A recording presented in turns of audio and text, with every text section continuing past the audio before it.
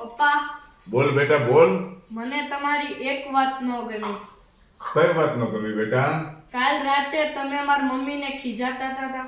એ તો ભૂલ હોય તો ખીજાવું ન પડે બેટા. ઈ મારે નથી જોવું કોની ભૂલ હતી, પણ તમે એટલા હોશિયાર થઈને બધાયને શીખવાડો છો અને તમે જ ઝઘડો કરતા હતા.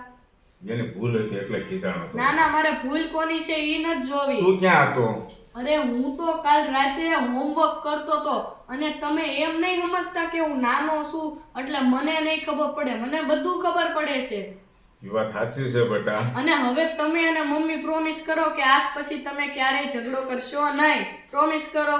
મમ્મી અહીંયા આવ. પ્રોમિસ કર. આજ પછી તમે ક્યારેય ઝઘડો કરશો? Smile smile.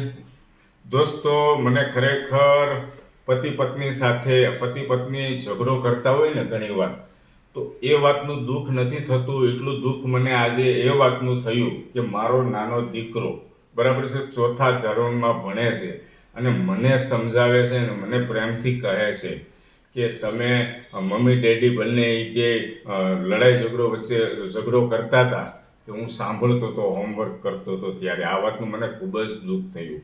તો મારો એક મેસેજ છે કે પતિ પત્ની ગમે ત્યારે ઝઘડો કરતા હો ત્યારે આજુબાજુમાં દીકરા દીકરી હોય ત્યારે એકદમ શાંત રહેજો, કારણ કે એની ઉપર અસર પડતી હોય છે. આ નાદાન બાળક કહેવાય, એ ઉદાસ, આપણને ઘણીવાર એમ થતું હોય એને શું ખબર પડે, એને બધી જ ખબર પડે. તમે સાંભળો છો ને? જય શ્રી કૃષ્ણ.